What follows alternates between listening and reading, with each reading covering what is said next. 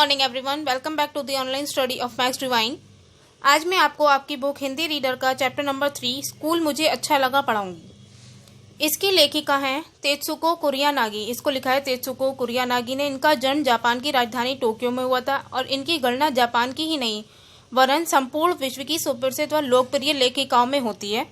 इन्होंने टोक्यो से स्नातक मीन्स ग्रेजुएशन की शिक्षा प्राप्त की। तोत्तो चान इनकी विश्व प्रसिद्ध कृति है, पूरे वर्ल्ड में फेमस है ये रचना इनकी। अब तक दुनिया की अनेक भाषाओं में इसका अनुवाद हो चुका है। इनकी ये कृति इन्हें महान साहित्यकारों की पंक्ति में लाकर खड़ा करती है। अब मैं आपको चैप्टर के बारे में बताती हूँ। वर्तमान समय में बच्चों को पारंपरिक शिक्षा की ज़रूरत नहीं है। ट्रेडिशनल जो एजुकेशन है जो पहले से चली आ रही है, जैसे कि स्कूल गए, बच्चों को पढ़ाया, हमने आपको सिखाया, अपने बुक से बुकिश नॉलेज की ज़रूरत नहीं है। आपको इससे बढ़कर खुद सीखने की कोशिश करनी है। अध्यापकों को चाहिए कि वे खेल खेल में ही बच्चों को शिक्षा दें और उन्हें व्यवहारिक ज्ञान पर विशेष ध्यान दें। व्यवहारिक ज्ञान मीन्स प्रैक्टिकल नॉलेज पर, कि आप प्रैक्टिकल करके सीखें। बाबा आदम के ज़माने की शिक्षा पद्धति को आज के सूचना क्रांति के युग में बनाए रखना बिल्कुल गलत है। जो पुराने टाइम से चली आ रही शिक्षा की पद्धति उसे आज भी बनाए रखना गलत है। इसके द्वारा बच्चों पर बोझ या दबाव डालकर हम उन्हें संवेदनशील बना रहे हैं। यही कारण है कि आज हमारे बीच से प्रेम, करुणा या दया जैसे मानवीय गुण लुप्त होते जा रहे हैं।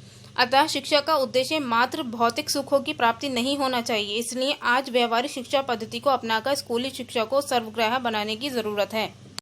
Now let's start our chapter. नया स्कूल। जब तोत्तो चान ने नए स्कूल का गेट देखा तो वह ठिठक गई मीन्स ठहर गई। जब अब तक जिस स्कूल में वह जाती रही थी उसका गेट सीमेंट के 2 खंभों का बना था और गेट पर बड़े बड़े अक्षरों में स्कूल का नाम लिखा होता था। पर इस स्कूल का गेट तो पेड़ के 2 तनों का था, उन पर टहनियां और पत्ते भी थे। अरे ये गेट तो बढ़ रहा है, तोत्तो चान ने कहा। यह बढ़ता जाएगा और एक दिन शायद टेलीफोन के खंभे से भी ऊंचा हो जाएगा। गेट के ये 2 खंभे असल में पेड़ ही थे जिनकी जड़ें मौजूद थीं। कुछ और पास पहुंचने पर तोत्तो चान ने अपनी गर्दन टेढ़ी कर स्कूल का नाम पढ़ना चाहा। टहनी पर टंगी नाम की तख्ती भी हवा से टेढ़ी हो गई थी। तोमुए गा को एन। तोत्तो चान माँ से पूछना चाहती थी कि तोमुए का मतलब क्या होता है। तभी अचानक उसे एक चीज दिखी और उसे लगा जैसे वह सपना देख रही हो। वह बैठ गई ताकि झाड़ियों के बीच से अच्छी तरह देख पाए। उसे अपनी आंखों पर विश्वास नहीं हो रहा था। माँ, क्या वह सचमुच की रेलगाड़ी है? देखो वहाँ उस स्कूल के मैदान में।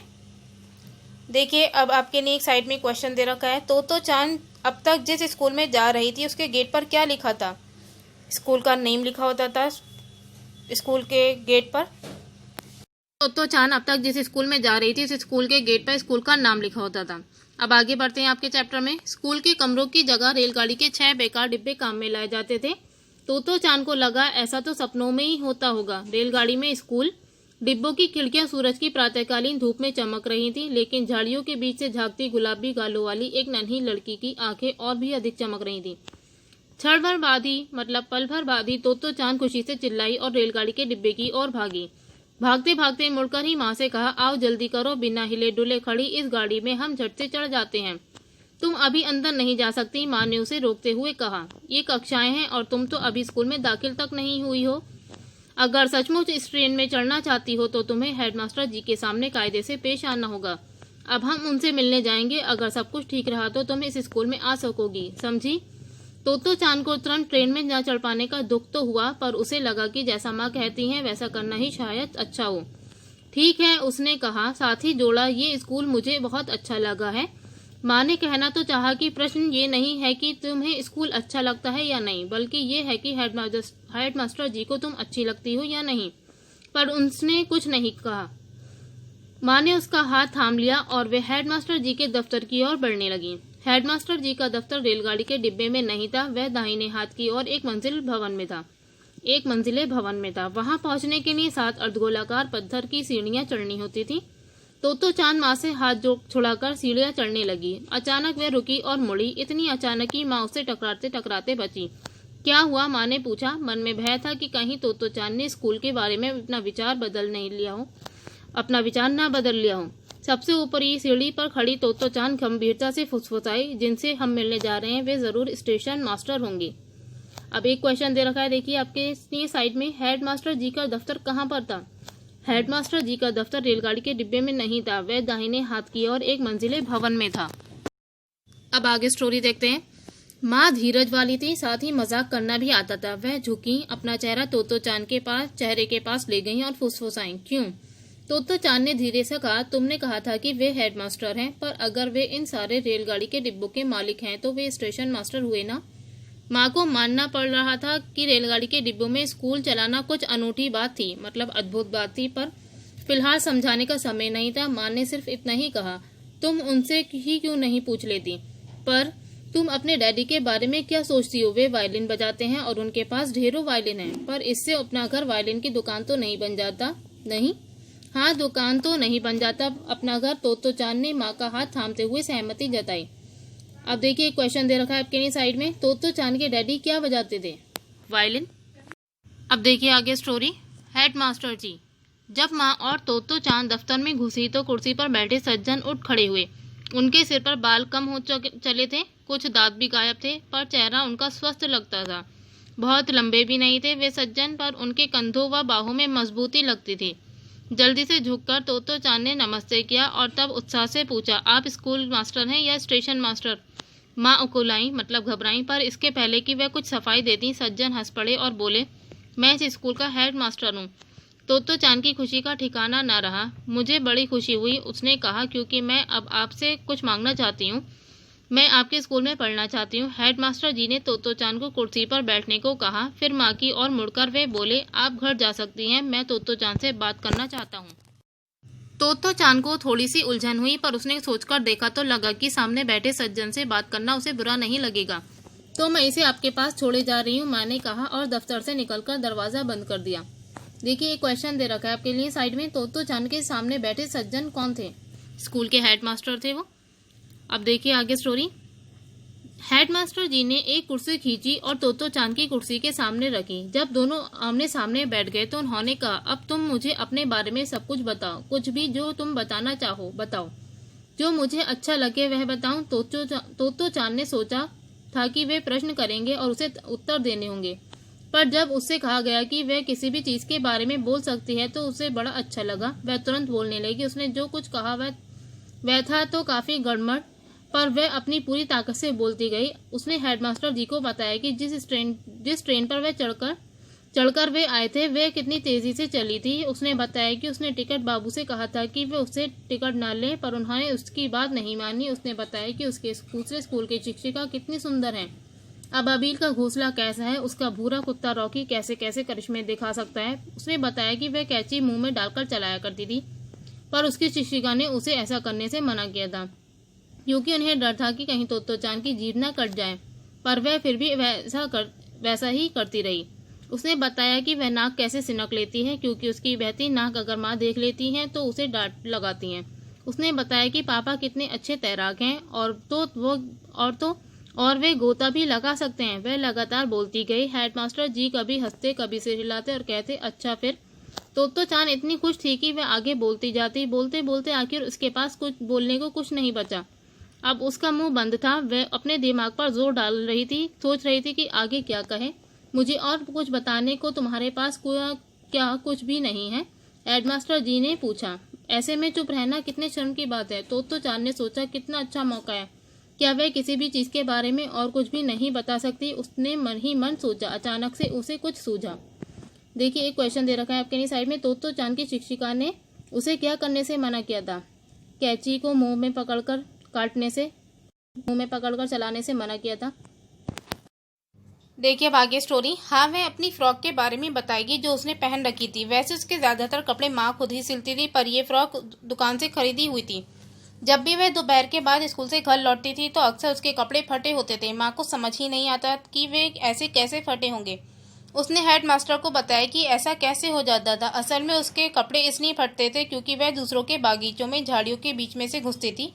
साथ ही वे खाली जमीन के चारों ओर लगे कटीले तारों के नीचे से भी घुसती थी। इसलिए आज सुबह जब तैयार होने की बारी आई तो माँ की सिली हुई सारी फ्रॉकें फटी निकली और उसे ये खरीदी हुई फ्रॉक पहननी पड़ी। फ्रॉक पर लाल और स्लेटी रंग के चेक बने थे। कपड़ा जर्सी का है।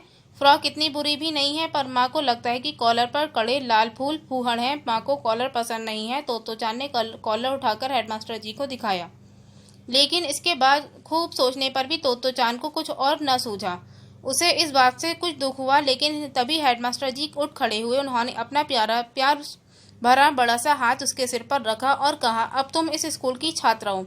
ठीक यही शब्द थे उनके, और उस समय तोतो चान को लगा कि वह जीवन में पहली बार किसी ऐसे व्यक्ति से मिली है जो उसे सच में अच्छा लगता हो। असल में इससे पहले किसी ने उसे इतनी देर बोलते नहीं सुना था, और उसने सुनते समय हेडमास्टर जी के और उसे सुनते समय हेडमास्टर जी ने एक बार भी जमाई नहीं ली थी, ना ही उनके चेहरे पर अरुचि का भाव आया था। शुरू में से अंत तक उन्हें सुनना उतना ही अच्छा लगा था जितना कि उसे बोलना।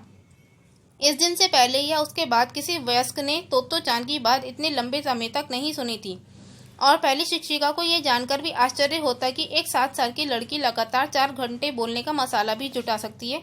हेडमास्टर जी के सामने वह अपने आप को सुरक्षित महसूस कर रही थी। वह बहुत खुश थी। वह हमेशा हमेशा के लिए उनके साथ ही रहना चाहती थी। ये भावनाएं थी तोतो चान की उस पहले दिन हेडमास्टर सुसाको कोबायाशी के बारे में। सौभाग्य से हेडमास्टर जी की भावनाएं भी उसके प्रति ठीक ऐसी ही थीं। देखिए क्वेश्चंस दे रखे हैं साइड में।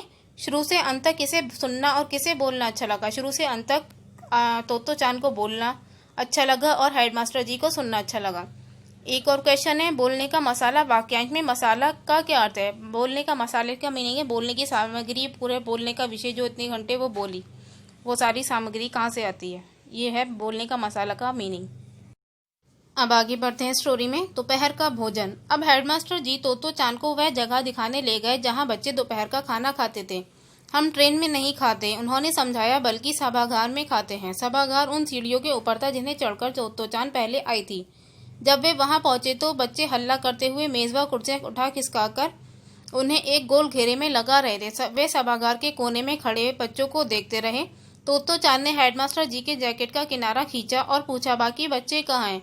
बस इतने ही हैं जितने यहाँ मौजूद हैं, उन्होंने उत्तर दिया। बस इतने ही? तोतो चान को विश्वास नहीं हुआ। उसके पिछले स्कूल की कक्षा में जितने बच्चे थे केवल उतने बच्चे मौजूद थे। आपका मतलब है कि पूरे स्कूल में करीब 50 ही बच्चे हैं? हाँ, बस इतने ही हैं, मास्टर जी ने कहा। यहाँ पहले वाले स्कूल से हर चीज़ अलग है। तो चान सोचने लगी। जब सारे बच्चे बैठ गए तो हेड मास्टर जी ने जानना चाहा कि हर एक बच्चा खाने में समुद्र से और कुछ पहाड़ से लाया है या नहीं। हाँ जी, बच्चों ने अपने अपने डिब्बे खोलते हुए एक स्वर में कहा। जरा देखे तो क्या क्या लाए हो तुम लोग? हेडमास्टर जी बेजों के घेरे में घूमते हुए वे हर एक बच्चे के डिब्बे में झांक रहे थे और बच्चे खुशी से किलकारियां मार रहे थे। वाह, क्या मजा है! तो चांद ने सोचा, पर कुछ समुद्र से और कुछ पहाड़ से का क्या मतलब होगा? कितना अलग है ये स्कूल। पर है अच्छा, उसे तो इससे अच्छा पहले पता ही नहीं था कि स्कूल में दोपहर का खाना भी इतने आनंद की बात हो सकती थी। हेडमास्टर जी हर मेज पर रुककर डिब्बों में झांक रहे थे और दोपहर की हल्की धूप उनके कंधों को नहला रही थी। तो चांद का स्कूल जाना। हेडमास्टर के ये कहने के बाद से ही कि अब तुम इस स्कूल की छात्रा हो, तो चांद बेसब्री से अगले दिन का इंतजार कर रही थी। इस उत्साह से उसने कभी किसी दिन का इंतजार नहीं किया था। अब देखिए आगे कुछ क्वेश्चंस और दे रखे हैं इसमें। तो चांद ने हेडमास्टर के जैकेट का किनारा क्यों खींचा? ये पूछने के लिए कि स्कूल में इतने ही बच्चे हैं, बाकी बच्चे क्या हैं, क्योंकि स्कूल में उसको वहाँ पे बहुत कम बच्चे नजर आ रहे थे। ये पूछना चाहा कि इतने ही बच्चे हैं, बाकी बच्चे कहाँ हैं। एक और क्वेश्चन है आपकी, सारे बच्चों के बैठ जाने पर हेडमास्टर जी ने क्या जानना चाहा? हेडमास्टर जी ने जानना चाहा कि सारे बच्चे कुछ समुद्र से और कुछ पहाड़ से लाए हैं।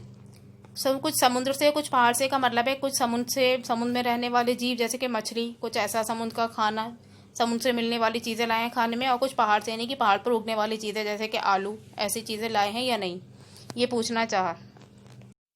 अब आगे स्टोरी में है आपकी।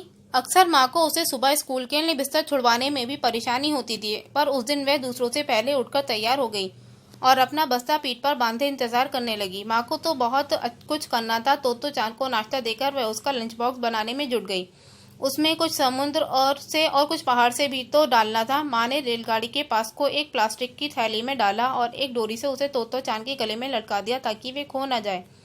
अच्छी लड़की बनना, बिल्कुल। तो चांद ने जूते पहने और सामने का दरवाजा खोला। तब वह मुड़ी और शिष्टता से झुककर बोली, अच्छा, गुड बाय। तो चांद को यूं निकलते देख माँ की आंखें बरबस भर आईं। कितना कठिन था ये मानना कि उसकी चुलबुली बिटिया जो आज इतनी खुशी से स्कूल में जा रही है, हाल ही में एक स्कूल से निकाली जा चुकी थी। मतलब वो अब इतनी खुशी से स्कूल में जा रही है, उससे पहले काफ़ी स्कूलों से निकाली जा चुकी थी। उसने दिल से प्रार्थना की इस बार सब शुभ हो। अब उन्होंने दिल से उनके लिए दुआ की, उसके लिए तोतो चांद के लिए, कि इस बार सब शुभ हो, इसे स्कूल से ना निकाला जाए, क्योंकि उसके बातोनी बिहेवियर की वजह से स्कूल से बार बार निकाल दिया जाता था। यहाँ आपकी स्टोरी पूरी हुई।